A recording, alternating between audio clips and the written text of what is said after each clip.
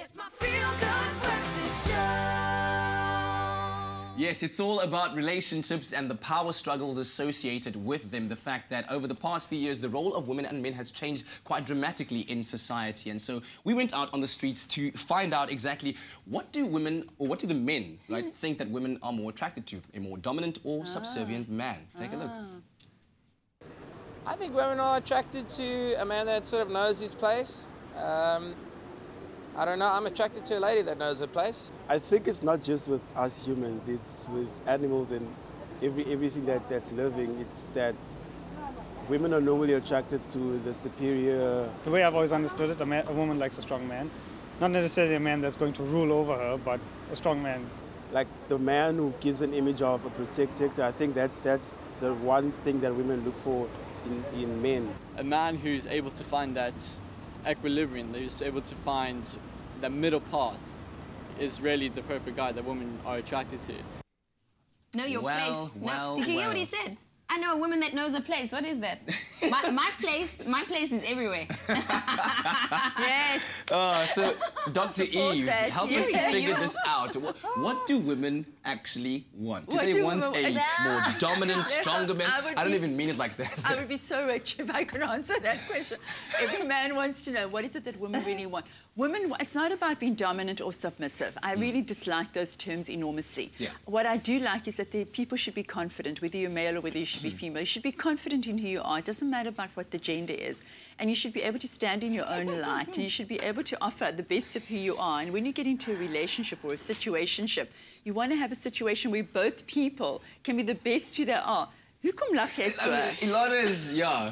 You know, I'm laughing because I've got so much to say, but I'm not the expert on the show. You know, Dr. I want to hear what you have to say. No, Dr. Nasserman, you're the expert on the show. Yes, you know, no expert. Immediately I think of men's fragile egos. Yeah. I mean, even on the show next to Katlego Mabue, you know, I'm about 100 years older than him, but I let him be the dominator because he's a guy, you know? So wow, I really need to come for some therapy, girlfriend. But immediately I'm thinking...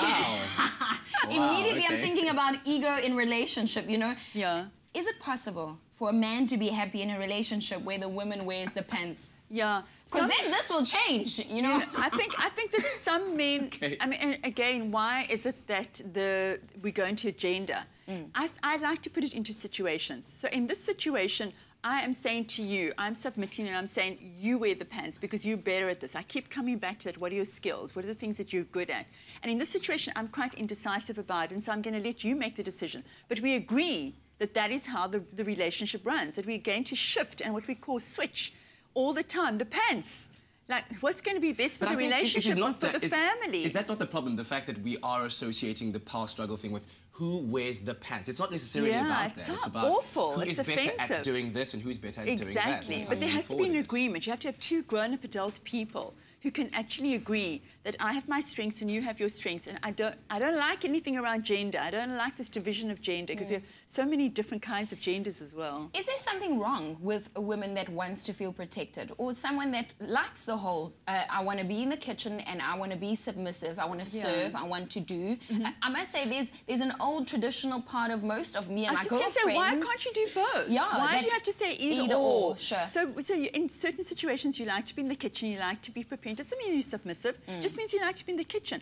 Where we run into trouble is when people take on really very direct roles and they say, this is who I am. I'm always going to be the dominant one. I'm always going to be the submissive one. And then it begins to feel as really hardcore. And I feel, you know, this is November, Men's Health Month. I feel really empathy for men who feel they always have to be the dominant role, and women who have to be the submissive one. We have a caller this morning, 08391333728. Sharon from Gauteng, you're live on your Feel Good Breakfast Show. What's your question or comment? Hello. Morning, Sharon. We can hear you. What's your question or comment? My question is, every time a man should be a provider. There's no need for us to struggle on it. A man should be a provider. That's it.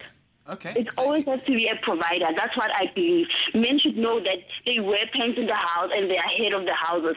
And we women, we do our chores as well. Financially or emotionally, we need to know that a man should always be a provider. That's what I believe. Sharon, are you married? Are you with a partner or a man? No, I used to be. I'm single now. I used to have a partner. Okay.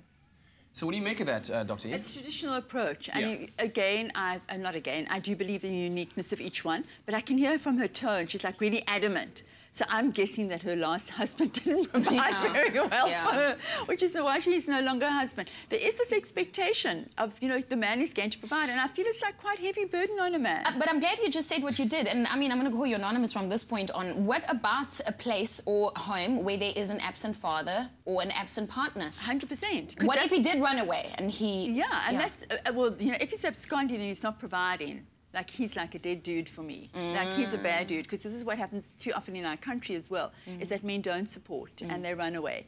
The most common family, and you hear me say this real often, is single women raising children on their own. So women can provide for themselves. Of course they can. There is a difficulty as well when men may feel really uncomfortable that the woman provides too much.